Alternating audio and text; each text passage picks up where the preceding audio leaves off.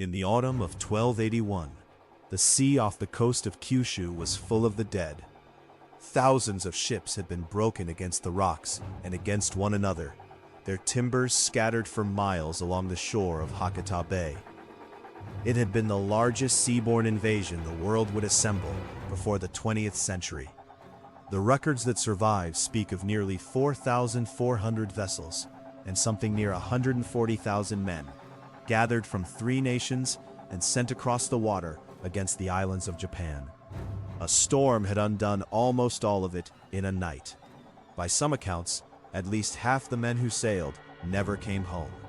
The water carried them back to the beaches for days. The histories that remember this night remember a wind. They call it Kamikaze, the divine wind, the breath of the gods that turned an empire back and saved Japan. It is one of the most famous storms in human memory.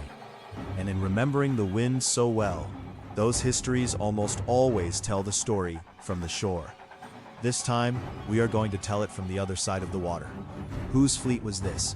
Who could lose 140,000 men in a single night, most of them levied from lands he had already conquered, and still hold the largest empire on earth? The fleet belonged to the most powerful man alive. He was the grandson of Genghis Khan. He was the first ruler of Mongol origin ever to govern all of China. He held something close to a fifth of the inhabited earth, the richest realm of its age, an empire of paper money and relay roads that ran from the Pacific deep into the heart of Asia. And 800 years later, the world remembers him more than anything else for a beach he never set foot on, and a wind that drowned his men. This is not the story of the shore that held. It is the story of the throne that reached for it. And to find the man the wind erased, we are not going to begin at his birth and walk forward to his death. We are going to begin here, at the broken edge of his reach, and run his life backward, from the wreck to the throne, to the boy on the grass who had never seen a city. His name was Kublai. Begin, then, near the end. Not on a battlefield, but in a heated room in the heart of his capital, in the winter of his life. By 1294, Kublai Khan had ruled for more than 30 years, and his own body had turned against him. He had grown heavy and ill, gout swelling his feet so that he could barely walk, and the physicians of half the world, summoned from everywhere his roads reached, could do nothing for him. He had stopped going out. The conqueror who had crossed deserts on horseback now sat indoors, surrounded by a wealth no ruler on earth could match, and ate and drank and grieved. He had 2 capitals to move between, the great walled city in the north of China, and a summer palace up on the grasslands called Shangdu, the place a European poet would one day make famous under the name Xanadu as a stately pleasure dome. He had more in plain wealth than any man then living, and none of it could reach the thing that was wrong with him. It may be that the grief came first, and the body followed it. In 1281, the year his great fleet drowned, his wife died. Her name was Chabi, and she had been more than an empress to him. She had been his counsel for 40 years, the steady voice beside the throne, and when she was gone, he began to withdraw from the men around him, passing his orders through another of his queens, rather than face the court himself. Then, in 1286, the second blow. Genjin, the son he had chosen to follow him, the heir he had raised in the Chinese learning to rule the empire he had built, drank himself to death at 42. After that, the sources say, Kublai turned to food and wine for the comfort that people no longer gave him, and the great body that resulted carried the gout and what we would now call diabetes that finally killed him. The failures haunted him too. Japan, twice. Vietnam. The histories say he never stopped brooding on the seas that had refused him. The most powerful man alive spent his last years as one of the loneliest, mourning a wife and a son and an invincibility that had quietly slipped away. He died on the 18th of February, 1294, near 80 years old. And here the empire of paper and stone did something strange. By the custom of his people, his body was not entombed in the splendid city he had raised. it was carried north, out of China, back onto the open steppe, to be buried in secret among the Khans, on or near the sacred mountain where Genghis himself was said to lie. No marker was raised, no road was cut to it. To this day, no one knows where Kublai Khan is buried. The man who built the most thoroughly recorded empire of his age vanished, in the end, into an unmarked grave on the grass he was born on. We will come back to that grass, but first, to the limits of his power, the edges of the map, where it kept breaking. Japan was not the only sea that refused him. It was only the most famous. Look south, to the long green country the Mongols knew as Annam, the heart of what is now Vietnam. 3 times Kublai's armies went into it, and 3 times it defeated them in ways the open plain never had. In 1287, his own son, the Prince Togan, led a great force down and took the capital, the city now called Hanoi, and then discovered he had taken nothing. The court had emptied before him, on purpose, carrying off everything an army needed to live on. There was no battle to win, no surrender to accept, only an empty city, a closing monsoon, and supply lines dissolving into heat and fever. He had no choice but to turn back. The retreat is what the Vietnamese remember. A commander named Tran Hung Dao, who had studied how the Mongol fleets used the rivers, had iron-tipped stakes driven into the bed of the Bac Dang River, hidden beneath the high tide. In 1288, he lured the Yuan ships onto them as the water was falling. The tide went out, the hidden points rose, and the Mongol fleet was impaled and pinned and torn apart in the shallows, while the river burned. Tens of thousands, the histories say, were lost. This was not weather. It was engineering, a tide read to the hour, and a riverbed sown with iron. The same trap, deliberately revived, that an earlier Vietnamese commander had sprung on a Chinese fleet 3 centuries before. Where Japan would be undone by a storm, here it was a people who knew their own water by design against an army that did not. And it kept happening. The kingdom of Champa further down the coast bent but would not break. Its commanders pulled their forces back into the highlands and fought a long war of ambush and attrition that the Mongols could not win. And many thousands of Kublai's soldiers died of heat and fever in a country that simply would not be held. In 1293, Kublai sent a fleet of 20,000 to 30,000 men all the way to Java, far out in the southern seas, to punish a king who had defied him and scarred the envoy sent to demand his submission. By the time the Mongols arrived, the king was already dead, killed in a local war, and a Javanese prince named Raden Wijaya welcomed them, turned their army against his own rivals, and then, once they had served his purpose, turned on his exhausted allies and drove them back to their ships. Out of that maneuver, he founded Majapahit, the empire that would rule the islands for 2 centuries. The Mongols sailed home across thousands of miles of ocean, having gained, in the end, nothing at all. It was the last great expansion they would ever attempt to the south. See the pattern, but see it clearly. It was not simply that water beat them. It was monsoon and disease, supply lines that dissolved in the heat. The further his armies marched from the plain, the more their advantage fell away. Kingdoms that emptied their own capitals rather than defend them. And every time, local commanders who knew their own ground far better than the invaders ever could. On a horse, on a plain, Kublai's armies were close to unstoppable. The further they marched from that plain, the more the advantage that had built the empire fell away. To understand why that mattered so much, we have to go back to the summit, to the years before the failures, when it must have seemed there was nothing on earth he could not take. Before the seas refused him, Kublai Khan reached a height no Mongol before him had ever stood on. He finished the conquest of China. It ended, as so much of his story does, on the water, but in victory this time. By 1279, the Southern Song, the dynasty that had ruled the rich and cultured south of China for generations, had been driven from its cities and reduced to a court adrift on a fleet, sheltering a child emperor, barely 8 years old. In March of that year, off a place called Yamen on the southern coast, Kublai's admiral closed in for the end. The Song ships were chained together for a last defense, and they were destroyed. What happened next has been remembered in China for 7 centuries. A senior minister named Liu Shifu, seeing that there was no escape and no future, refused to let his emperor be captured. He put on his court robes, he took the 8-year-old boy into his arms, and he stepped off the deck of the ship into the sea, and the two of them drowned together.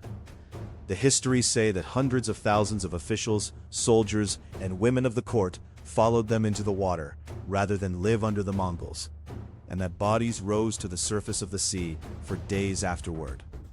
300 years of the Song dynasty ended in that water. For the south of China, this was not a step toward anyone's greatness. It was the end of a world. And out of that ending, Kublai Khan became the first ruler of Mongol origin ever to govern the whole of China. He had been preparing for that throne for years. Back in 1271, before the war was even finished, he had done something no Mongol Khan had done before. He gave his empire a Chinese name.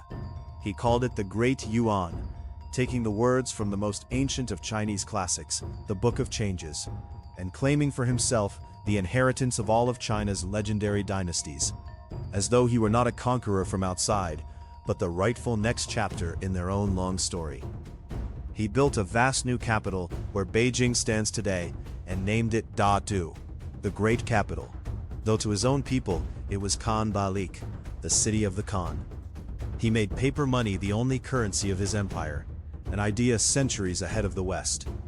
He had a Tibetan monk design a single new alphabet, meant to write every language he ruled. He kept Buddhists and Taoists, Muslims and Christians at one tolerant, crowded court, and it was to that court, the histories tell us, that a young Venetian named Marco Polo claimed to have come, carrying back to Europe tales of a splendor it did not believe, though some scholars doubt to this day that he ever truly reached it. And yet at the very summit, the shadow, to hold his Chinese subjects down, the Yuan is generally described as sorting its people into 4 ranks, with the Mongols at the top and the Chinese of the conquered south at the bottom. Though how rigidly that order was ever written into law is something historians still debate. What is not in doubt is that in office and in law, the people he had just conquered carried the heaviest disadvantages of all. He ruled China. Whether that made him a Chinese emperor, the founder of a true Chinese dynasty, or a foreign conqueror who never fully belonged to the land he ruled, is a question still argued today, and one we will not pretend to settle here. We will only say that he sat, in those years, higher than almost anyone who has ever lived. Which makes the question that follows sharper. How did he get there? Because the throne of all China was not something he was born to. It was something he took from his own family. Kublai did not inherit the right to rule. He won it in a civil war against his own brother, and the price of winning was the unity of the Mongol world itself. Go back to 1259. The great Khan at that time was Mengku, Kublai's older brother, the head of the whole Mongol Empire, and he died suddenly on campaign in China, without naming who should follow him. In the law of the steppe, a new great Khan was meant to be chosen by an assembly of the princes, a gathering called a Kurultai, held in the heartland near the old capital. But Kublai was deep in the south, in China, with an army, and he did not go home to be chosen. He called his own assembly, in his own territory, at Kaiping, the place he would later make his summer capital. And there, among his own supporters, he had himself proclaimed Great Khan. A month later, far to the north, his youngest brother Arik Buku did exactly the same thing. At Karakorum, the true old capital, a rival assembly of princes proclaimed him Great Khan instead. Now there were 2 Great Khans, 2 brothers, each calling the other a usurper, and only one way to decide it. For 4 years, from 1260 to 1264, the sons of Tolui made war on each other across the steppe and the deserts between China and Mongolia. In the end, Kublai's wealth and his grip on the resources of China wore his brother down. Arakbuku came to him, alone, and submitted. Kublai had won. But something had broken that he could never mend. The cousins of the family who ruled the western reaches of the empire, the vast Mongol domains in Persia, in Central Asia, on the Russian steppe, had their own views, and many of them never truly accepted him. The single empire that Genghis Khan had forged, the largest the world had ever seen, the one realm that had stretched almost unbroken from the Pacific Ocean to the gates of Europe, quietly came apart in those years into 4 separate khanates, each going its own way. In Persia and the lands of the old caliphate, the realm of his brother Hulagu. On the wide Russian and Pontic steppe, the Golden Horde. Across Central Asia, the Chagatai lands, where a cousin named Kaidu would defy Kublai to the very end of his life. They gave him, at most, a distant and formal respect. They no longer took his orders. Kublai kept the title of Great Khan, but he was the first to hold it, whose word did not run to the whole Mongol world. He had reached for the throne of his grandfather, and in grasping it, he had shattered it. He won China, and he lost the empire. To see how a younger grandson even came to be standing in that place, we have to go back once more, to the years when he was nobody's idea of the next ruler, and made himself into one. He was not the brother the world expected to rule. He made himself into an emperor, slowly, by learning the country he meant to take. When his older brother Mengke became Great Khan in 1251, Kublai was handed a job rather than a throne. He was given charge of the Mongol holdings in the north of China, the settled, farming, city-building world that the Mongols had conquered but never really understood how to run. A horseman from the steppe looked at a Chinese province and saw, often, only grassland that had been ruined by plows. Land that should be cleared of its farmers and turned back to pasture for the herds. Kublai looked at the same province and saw something else. He saw a machine for making wealth, taxes, grain, and power, if only a man could learn to work it. There had been in his own family's councils a serious proposal to do the opposite, to clear the farmers off the North China plain entirely and turn the whole of it back to open grazing land for the herds. And it had been talked down only by advisors who could show the Khans how much more a living, taxed population was worth than empty pasture. Kublai took that lesson and carried it further than any of them. So he did something unusual among the conquerors. He gathered Chinese around him, Confucian scholars, administrators, men who knew how cities and canals and granaries and law actually functioned, were brought into the tent of a Mongol prince and asked, in effect, how does one govern a settled empire? It was in these years, around 1256, that he had one of those advisors, a scholar named Liu Bingzhang, lay out and build him a capital of his own, on the edge of the steppe, the city of Shangdu, sited and oriented by Chinese geomancy. It was the first of the 2 great cities he would come to hold, the summer seat that the West would later dream of as Xanadu. He did not stop being a Mongol. He hunted, he kept the old ways, he led men into battle, including the long, hard campaign that brought the distant kingdom of Dali in the mountains of the southwest under Mongol power around 1253. But he was building in those years a second self, the warrior who could also be an administrator, the steppe lord who could also wear the mask of a Chinese emperor. That was the insight that would carry him to the throne of all China, and it is the tension that defined everything he ever built. He understood far better than most of his family that you could conquer China from horseback, but you could not hold it from horseback. To keep it, you had to rule it as the Chinese themselves understood rule, with scholars and ceremony and a capital and a dynastic name. And yet he never fully became the thing he imitated. To the end, he was a man of the felt tent, wearing the robes of the brush scroll. To understand where that divided man came from, we have to go all the way back, past the wars and the scholars and the throne, to a child on the open steppe, in the year his grandfather set the world on fire. to find where the Emperor of the Sea began. Go back to a boy who had never seen a city. Kublai was born in the autumn of 1215 on the open grassland of Mongolia, into the family that was, at that very moment, conquering the world. His grandfather was Genghis Khan. His father was Tolui, the youngest of Genghis's sons by his first and principal wife. And his mother was one of the most remarkable people of the entire age, a woman named Sorgog Tani Beki. She was a noblewoman of the Kayrite people, and by faith, a Christian, in a court that held every religion at once. She could not read herself, the sources say, yet she insisted her sons be educated, and educated not only as warriors, but in the ways of the many peoples they would one day rule. She had 4 sons. She lived to see, or to set in motion, all 4 of them become rulers of Mongol realms. Mungka, who became Great Khan, Hulagu, who carried Mongol power into Persia and the Middle East, Arik Baka, who would one day fight Kublai for the throne, and Kublai himself, who would take China. Few mothers in all of history can claim as much. Genghis Khan himself died in 1227, when Kublai was a boy of about 11, and there is a tradition, set down in the Mongols' own chronicle, that the old conqueror took the young Kublai out on a hunt, and by the custom of the steppe, smeared the boy's fingers with the fat and the blood of his first kill.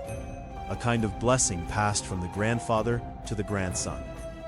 Whether it happened exactly as it was told or not, it carries the truth of how he was raised. A child shaped from the very beginning for the saddle, the bow, and the long hunt across open ground, the whole machinery of the steppe. And consider the year he was born into, 1215. In that same year, far to the south, the armies of his grandfather Genghis stormed and burned the great capital of the Jin Dynasty, a city the Chinese called Zhongdu. It was one of the most destructive sacks of the age. The city burned, by some accounts, for the better part of a month, and it cost the city its people long before it cost it its name. The newborn on the northern grass could not have known any of it. But it is one of the quiet turns of his life that the city his grandfather destroyed in the year of his birth stood on the very ground where, 60 years later, Kublai would raise his own capital, the city he called the Great Capital, the city we now call Beijing. The boy who had never seen a city would one day rebuild, in stone and ceremony, the very city his family had burned the year he came into the world. He grew up on horseback, in felt tents, moving with the seasons and the herds. He grew up, in every way that the steppe could shape a person, as a man of the open land. And the steppe that made him had taught him a great many things, but it had never once taught him the sea. That gap, far more than any flaw in the man himself, is where the water would one day stop him. So return, now, to the question the wreck on the beach first asked. Why the sea? Why did the man who could not be stopped on land break again and again the moment the ground turned to water? The answer begins on the grass where he was born. The steppe gave the Mongols the most formidable army in the world, but it gave them horses, not ships. There are no fleets on the open plain. So when Kublai decided to cross to Japan, he could not send the army that had conquered him in empire. He had to borrow a navy and build one from the peoples he had already subdued. That is the shape of the great disaster of 1281.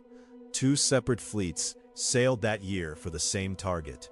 The first, the smaller Eastern Fleet, set out from the port of Masan on the southern coast of Korea, and it was built and crewed in large part by the Korean kingdom of Goryeo, by then bound to Kublai both as a vassal and by marriage. Its own king had urged the invasion, and now it supplied the ships, the crews, and a contingent that sailed under its own command. The second, far larger southern fleet, sailed from the ports of the conquered south of China, from places like Quanzhou and the mouth of the great Yangtze River. The plan was for the two of them to meet at Hakata Bay, on the island of Kyushu, and together to overwhelm the islands, from Korea and from China, converging on one Japanese shore. It went wrong from the start. The Eastern fleet arrived first, and impatient, attacked on its own, without waiting for the main force. When the two finally joined, in August, the Japanese defenders, perhaps 40,000 of them, had had years to prepare. They had built a stone wall along the coast that the invaders could not easily break, and they did not wait behind it. Night after night, they rowed out in small boats to raid the anchored ships, and the invaders lashed their vessels together for protection against the raids. And then, while the enormous fleet lay crowded and chained and exposed in the bay, the typhoon came. It had happened once before, in the first invasion of 1274, when a smaller fleet had also lost ships to a night storm off this same coast and been forced to turn back. 2 invasions, 2 storms. To the Japanese who survived, the meaning was clear and sacred. The gods themselves had sent the wind to defend their islands, and that gratitude was real, and it lived in their shrines and their prayers for centuries. Much later, a far different age would reach back for that same word, Kamikaze, the divine wind, when it wanted a story of heaven defending the nation. But that is a chapter of another century, and not the faith of the people who first gave thanks on this shore. So what decided it? Whether the storms truly turned the war, or whether a seasick, overcrowded, badly supplied army on borrowed ships, facing a fortified shore and a defender who would not stay behind his wall, would have failed even under a clear sky, is something the sources let us argue and do not let us settle. To those who lived it, the wind was the will of heaven, and it is not ours to take that from them. What the history can add, standing beside that faith and not over it, is that something else had reached its limit too. The empire that had swallowed half a world had finally come to the edge of what men on horseback could do, and that edge was the waterline. So we come back, at the last, to where we began. To the shore at Hakata Bay, and the wreck of the greatest fleet of its age, settling under a sky already beginning to clear. Weigh, for a moment, the whole of what this man was. He ruled close to 1/5 of the inhabited earth. He commanded the wealth of China and the reach of the Mongol roads, an empire of paper money and relay stations, and a capital that would still be a capital 800 years later. He finished a conquest his grandfather had only begun, and he was the first ruler of Mongol origin to govern all of China. By any measure of power that human beings have ever used, he stood near the very top of the list. And he lies now in an unmarked grave on a steppe whose location no one can find. And the thing the world chose to remember of him is not the empire at all. It is the wind. We keep the story of the shore that held, the wall and the men who would not stay behind it, and we let go of the throne that reached for them. We keep the typhoon, and we lose the man it drowned. The grandson of Genghis Khan, master of the largest land empire the world had ever seen, survives in the common memory of the world mostly as the villain whose fleet the sea threw back. Perhaps, in the end, that is the truest thing about him. That for all he took, the one border he could never cross became the one his memory was built around. The water that refused him, twice. He had the land, more of it than anyone before him. The sea was simply the name of everything that was left, the answer to the question of what even he could not have. He died looking, the histories say, at those failures, an old and grieving man in a heated room at the center of the world. He had crossed deserts and toppled dynasties and outlived his own legend, and at the end he could cross neither his grief nor the narrow strip of sea that lay between his empire and the islands off its coast. The wind got the story. He got the grave.